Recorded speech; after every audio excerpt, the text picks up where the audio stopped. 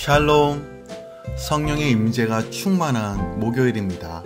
오늘 하루도 우리 주 예수 그리스도의 은혜와 하나님의 사랑이 할렐루야 모든 지체 가운데 또한 함께 말씀을 나누는 모든 성도 가운데 충만히 임하길 우리 주 예수 그리스도의 이름으로 축원드립니다. 11월 26일 목요일 아침 예배 성삼위 하나님께 올려드립니다. 사도신경으로 우리의 신앙을 고백합니다. 전능하사 천지를 만드신 하나님 아버지를 내가 믿사오며 그 외아들 우리 주 예수 그리스도를 믿사오니 이는 성령으로 잉태하사 동정녀 마리아에게 나시고 본디오 빌라도에게 고난을 받으사 십자가에 못 박혀 죽으시고 장사한 지 사흘 만에 죽은 자 가운데서 다시 살아나시며 하늘에 오르사 전능하신 하나님 우편에 앉아 계시다가 저리로서 산자와 죽은 자를 심판하러 오시리라. 성령을 믿사오며 거룩한 공예와 성도가 서로 교통하는 것과 죄를 사하여 주시는 것과 몸이 다시 사는 것과 영원히 사는 것을 믿사옵나이다. 아멘. 오늘 하나님의 말씀은 역대상 15장 1절부터 24절까지입니다. 역대상 15장 1절부터 24절까지입니다. 하나님 말씀을 받습니다.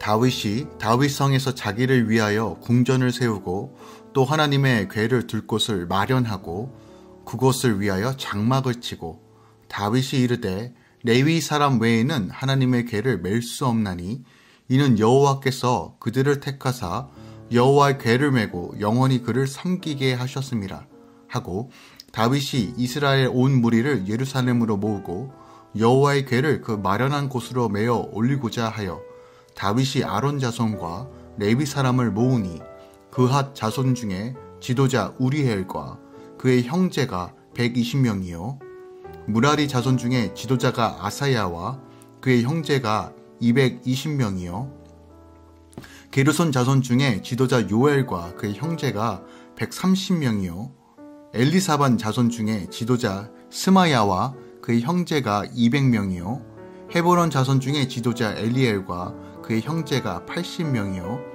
우시엘 자손 중에 지도자 암미나답과 그의 형제가 120명이라. 다윗이 제사장 사독과 아비아다를 부르고 또 레위 사람 우리엘과 아샤야와 요엘과 스마야와 엘리엘과 아비나답을 불러 그들에게 이르되 너희는 레위 사람의 지도자이니 너희와 너희 형제는 몸을 성결하게 하고 내가 마련한 곳으로 이스라엘 하나님 여호와의 궤를 메어 올리라. 전에는 너희가 매지 아니하였으므로 우리 하나님 여호와께서 우리를 찢으셨으니 이는 우리가 규례대로 그에게 구하지 아니하였음이니라 하니 이에 제사장들과 레위 사람들이 이스라엘 하나님 여호와의 궤를 메고 올라가려 하여 몸을 성결하게 하고 모세가 여호와의 말씀을 따라 명한 대로 레위 자손이 채에 하나님의 궤를 꿰어 어깨에 매니라. 다윗이 레위 사람의 어른들에게 명하여 그의 형제들을 노래하는 자들로 세우고 비파와 수금과 재금 등의 악기를 울려서 즐거운 소리를 크게 내라 하매 네이 사람이 요엘의 아들 헤만과 그의 형제 중 베레가의 아들 아삽과 그의 형제 무라리 자손 중에 구사야의 아들 에단을 세우고 그 다음으로 그들의 형제 스가랴와 벤과 야시엘과 스미라목과 여이엘과 운니와 엘리압과 부나야와 마아세야와 마띠다야와 엘리블레후와 민네야와 문지기 오벳에돔과 여이엘을 세우니 노래하는 자 헤만과 아삽과 에단은 놋재금을 크게 치는 자요 스가랴와 아시엘과 스미라목과 여이엘과 운니와 엘리압과 마아세야와 부나야와 비파를 타서 알랴못에 맞추는 자요 마띠디야와 엘리블레후와 민네야와 오벳에돔과 여이엘과 아사시아는 수금을 타서 8째 음에 맞추어 인도하는 자요 네이 사람의 지도자 그냐냐는 노래에 익숙함으로 노래를 인도하는 자요 베레가와 엘가나는 그의 앞에서 문을 지키는 자요 제사장 스바냐와 요사박과 느다넬과 아미세와 스가랴와 부냐야와 엘리에셀은 하나님의 궤 앞에서 나팔을 부는 자요 오벳 에돔과 여히야는 궤 앞에서 문을 지키는 자이더라. 아멘. 하나님의 말씀입니다. 오늘 본문은 다윗이 언약궤를 운반을 위하여 1차 운반 시도의 실패를 거울 삼아 율법의 규례에 따라 운반 준비를 명령하는 사실을 기록하고 있습니다. 먼저 1절부터 10절은 다윗이 1차 운반 시도 실패 후 3개월 만에 다시금 언약궤를 운반하기 위하여 온 이스라엘을 예루살렘으로 소집하고 레위 지파 사람들을 모은 사실을 기록하고 있습니다. 다윗은 하나님의 궤를 예루살렘으로 옮겨오는 과정에서 우사의 죽음으로 큰 충격을 받았고 하나님의 궤는 오벳 에돔의 집에 석 달간 안치되었습니다. 이것은 13장에 기록되어 있는 내용입니다. 그리고 일시적으로 중단되었던 언약궤의 운반이 다시 재개되고 있습니다. 다윗은 먼저 자신의 궁전에 궤를 둘 곳을 마련하여 장막을 칩니다.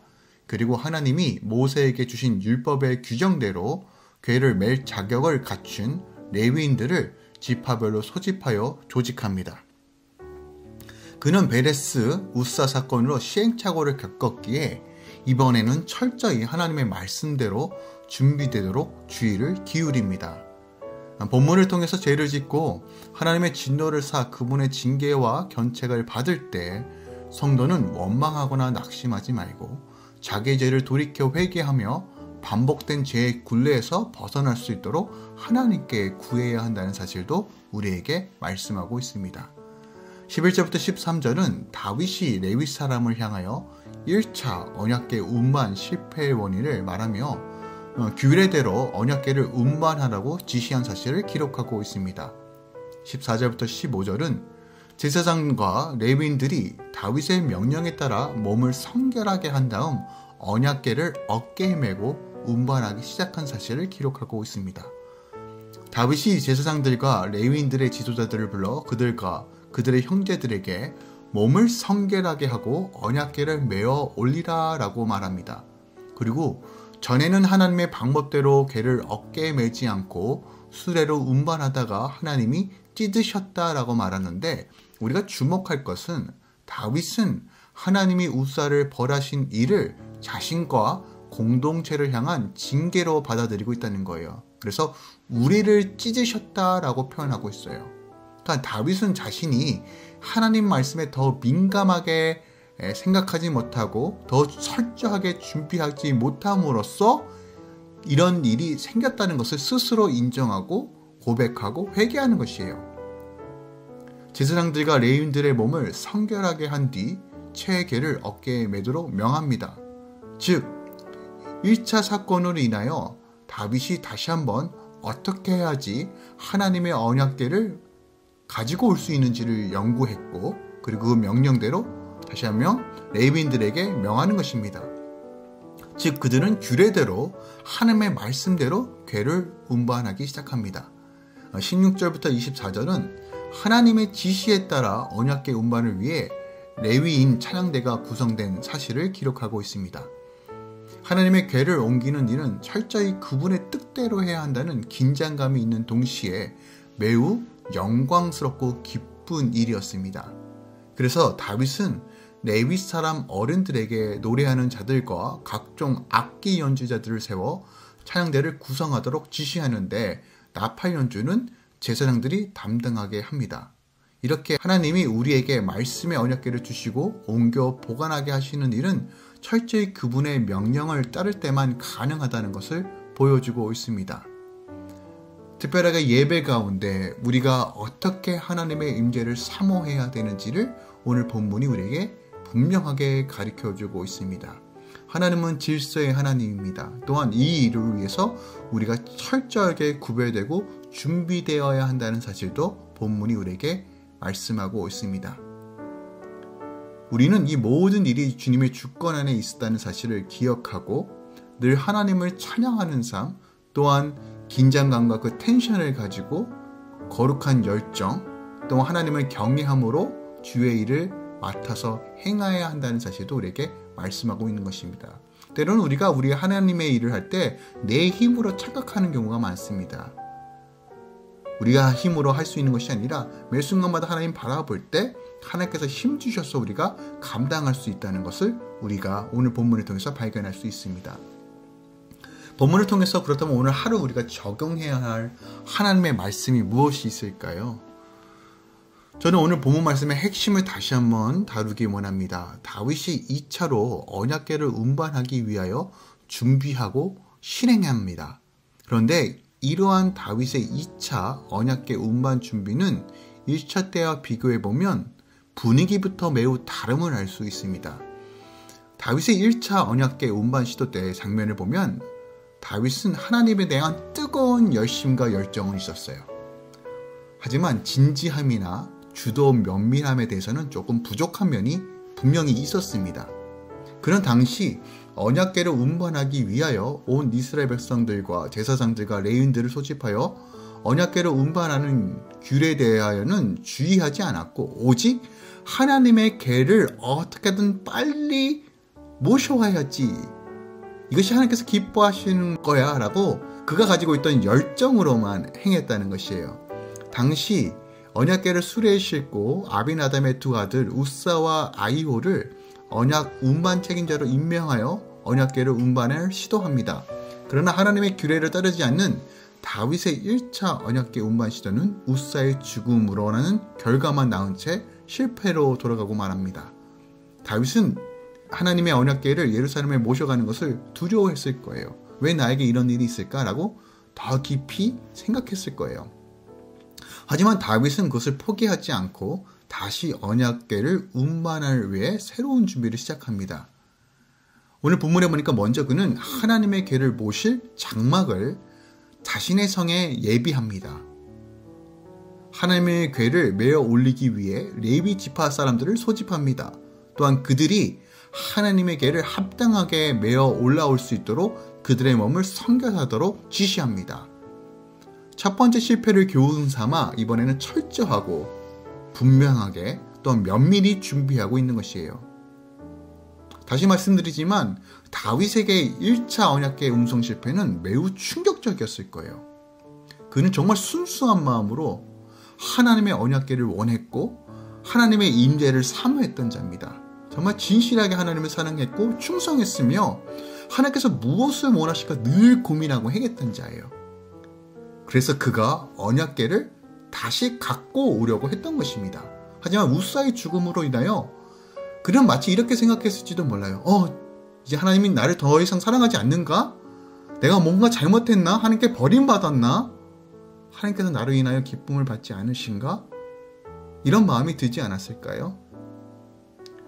우리 안에 이런 비슷한 경험들이 참 많이 있어요. 나는 정말 최선을 다해서 헌신하고 봉사하고 하나님의 일을 하는데 마음이 점점 괴롭고 마치 하나님께서 내 헌신과 기쁨을 받지 않으실 것 같은 마음이 들 때가 있다는 거예요. 다윗도 마찬가지예요. 이 실패로 인하여 더 이상 하나님의 궤를 감당할 수 없다는 자포자기의 마음도 있었을 거예요. 하지만 다윗은 1차 언약궤 운반 시도가 실패로 돌아간 후 왕궁으로 돌아와 다시 한번 마음을 가다듬었을 거예요. 그리고 실패의 원인을 찾고 3개월 동안 철저하게 준비한 것입니다. 우리도 다윗처럼 열정만 가지고 하나님 섬긴 적 있잖아요. 정말 순수한 마음, 자원하는 심령, 하나님 참 기뻐하십니다. 맞습니다. 하지만 오늘 본문에서 무엇을 또 가리킵니까? 열정만 가지고 하나님의 일을 하는 것이 아니라 하나님의 일에는 반드시 질서가 있다는 것이에요. 그리고 그 일을 행하기 위해서는 우리가 철저하게 준비되어져야 하며 그 준비가 무엇이에요? 거룩과 성별, 그리고 정말 두렵고 떨리는 마음으로 하나하나 하나님께 묻고 진행해야 한다는 것을 우리에게 말하고 있는 거예요. 우리가 열정만 가지고 실패할 수 있어요. 내 방식으로 하나님을 섬기다가 넘어질 수 있어요. 그럴 때 우리가 저주하고 판단하고 정죄하고 낙심하는 것이 아니라 내 실패의 원인이 무엇인가? 내가 열정만 내세운 것은 아닌가? 하나님의 질서와 말씀에 어긋난 채로 내가 원하는 방식으로 하나님을 섬긴 것은 아닌가? 다시 한번 돌이켜보고 분석하고 다시 한번 말씀의 기준으로 어떻게 하나님을 더 섬길까?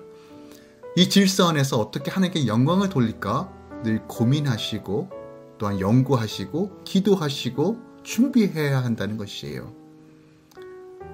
우리는 실수와 실패에서 자유로울 수 없는 존재입니다. 하지만 그럼에도 불구하고 우리 안에 성령이 계시고 성령의 음성을 따라 걸어가면 우리는 하나님의 뜻 가운데, 하나님의 질서 가운데 열정만으로 하나님 섬기는 것이 아니라 성숙과 지혜와 하나님께 주신 그 능력으로 하나님 나라와 몸된 교회와 의를 위해 나아갈 수 있다는 것이에요. 이 코로나 시대에 우리가 이것을 기억하며 주님께서 주신 그 열정을 잘 간직하고 말씀 가운데 거하며 기도하며 부흥의 때를 준비하며 나아가야 한다는 것입니다. 하나님의 임재가 더 충만하게 채워질 것입니다. 우리의 가정 가운데 몸된 교회 가운데 하나님께서 반드시 그 일을 행하실 것입니다.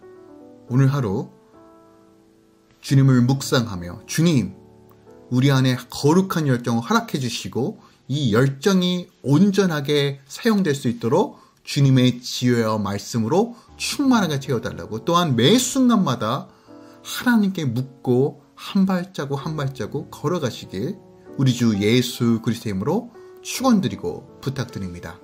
기도하겠습니다. 주님, 우리는 실패와 실수가 늘 존재하는 그런 연약한 존재입니다. 다윗은 열정으로만 먼저 섬기려다가 그만 넘어지고 말았습니다. 하지만 다시 그것을 보완하여 다시 한번 철저하게 준비하여 하나님께서 기뻐하시는 일에 대해서 다시 한번 주님이 원하시는 방식으로 하나님의 궤를 예루살렘으로 모셔오는 이 장면을 통해서 다시 한번 우리가 어떻게 살아야 하는지를 점검해 봅니다. 하나님의 일은 하나님의 방식으로만 진행됩니다. 몸된 교회도, 우리의 가정도, 공동체도, 우리의 비즈니스도 다 하나님의 방식으로 온전히 이루어지길 원합니다. 주님께서 지혜를 허락해 주셔서 우리 안에 하나님만 드러날 수 있도록, 또한 주의 일하심이 온전히 선포될 수 있도록 우리를 깨트려 주시고 하나님의 지혜로 채워 주시옵소서. 특별히 이 코로나 시대에 우리가 철저하게 준비되어서 부흥의 때 부흥을 준비하는 교회로, 부흥의 때 부흥을 담을 수 있는 가정으로 주님 우리를 훈련시켜 주시옵소서. 우리 다음 세대를 축복합니다. 어떠한 환난과 어려움 가운데서 주님 지키시고 특별하게 학업 가운데 지혜를 더하여 주셔서 주님 모든 학업이 하나님의 뜻 가운데 형통하고 온전하고 또한 풍성해질 수 있도록 인도하여 주시옵소서. 주님 재정의 문을 여시고 환경을 여시고 주님 육체의 모든 질병과 마음의 질병도 치유하여 주시고 주의 주권과 주의 나라가 온전히 우리 삶 가운데 몸된 공동체를 통해서 온전히 증거될 수 있도록 역사하여 주시옵소서. 이제는 우리 주 예수 그리스도의 은혜와 우리 하나님 아버지의 놀라우신 사랑과 성령님의 내주교통 충만 역사하심이 오늘도 주의 방식으로 살길 소망하며 행하는 모든 주의 자녀들의 삶 가운데 이제로부터 영원까지 함께 있을지어다. 아멘.